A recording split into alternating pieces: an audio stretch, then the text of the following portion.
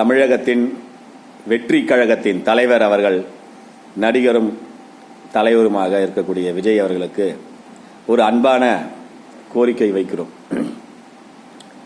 NEET சம்பந்தமாக வருடா வருடம் ஒரு சில உயிரிழப்புகள் ஏற்பட்டுள்ளது, அது தாங்களுக்கு தெரியும்.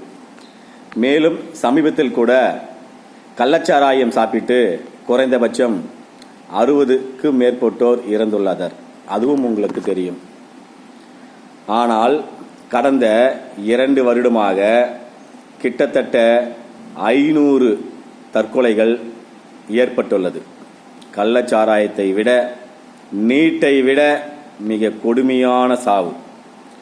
தங்களுடைய பணத்தை இழந்து நீதி கிடைக்காமல் அந்த 500க்கும் மேற்பட்ட இளைஞர்கள் இறந்துள்ளார்கள். ஒரு சில மரணங்கள் மட்டும் வெளி உலகத்திற்கு தெரிய வந்துள்ளது. மீதி அனைத்து மரணங்களும் மூடி மறைக்கப்பட்டுள்ளன. தமிழகத்தில் இருக்கும் மனித உரிமை கழகங்கள் என்ன செய்து கொண்டிருக்கிறது என்று எனக்கு தெரியவில்லை. வேலூரை தலைமையிடமாக கொண்ட IFS, தாங்களும் அதை கேள்விப்பட்டு இருப்பீர்கள். அந்த IFSல் நிறைய பேர் பணத்தை இழந்துள்ளனர். லட்சக்கணக்கான இளைஞர்களின் வாழ்க்கை இன்று கிட்டத்தட்ட 2 ஆண்டுகளுக்கு மேல் ஆகியும் அழிக்கப்பட்டுள்ளது. லட்சக்கணக்கான இளைஞர்களுடைய வாழ்க்கை அழிக்கப்பட்டுள்ளது.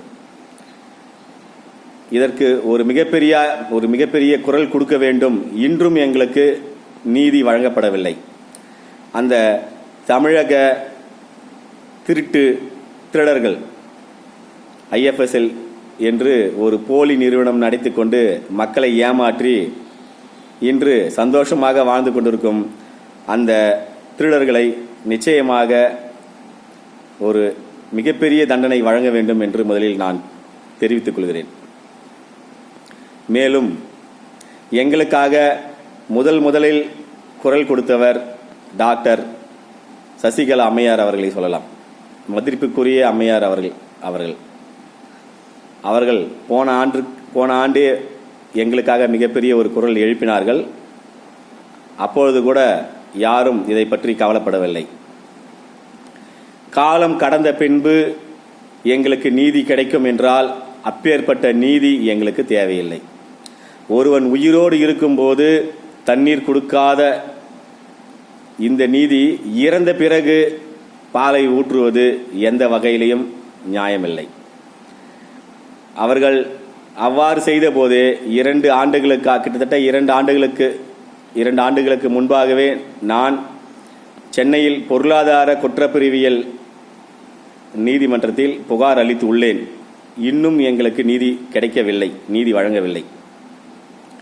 காலம் தாழ்த்தி கிடைக்கக்கூடிய நீதி, அப்போது கிடைக்கக்கூடிய நீதி நாங்கள் இருப்போமா என்று எங்களுக்கு தெரியவில்லை.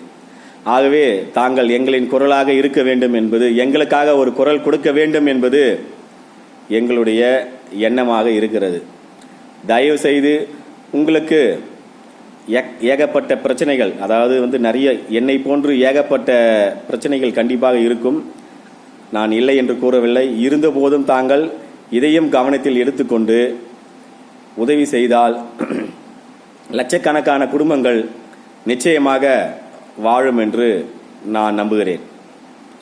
தமிழகத்தில் முன்னாள் முதல்வராக இருந்த திரு டாக்டர் MGR அவர்கள் சட்டசபையில் அவர் மீது ஒரு குற்றம் சாட்டப்பட்டது. அது என்னவென்றால், தங்களிடம் இருக்கும் உதவியாளர் ஒருவர் தவறு செய்துவிட்டார் என்று எதிர்க்கட்சியினர் புகார் எழுப்பினார்கள்.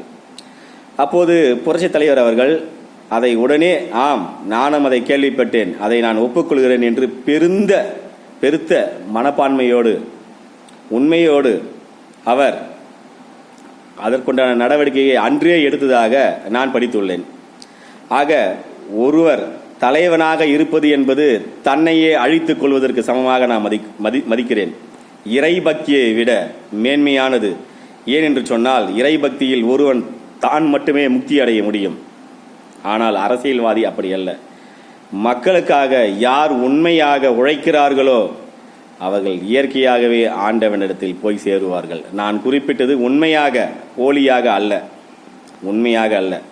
அதிகாரம் ஒருவர் இடத்தில் இருக்கும்போது அதை யார் ஒரு மனிதன் நல்ல விதத்தில் மக்களுக்காக பயன்படுத்துகிறார்களோ அவர்களே மிக சிறந்த தலைவராக நான் கருதுகிறேன்.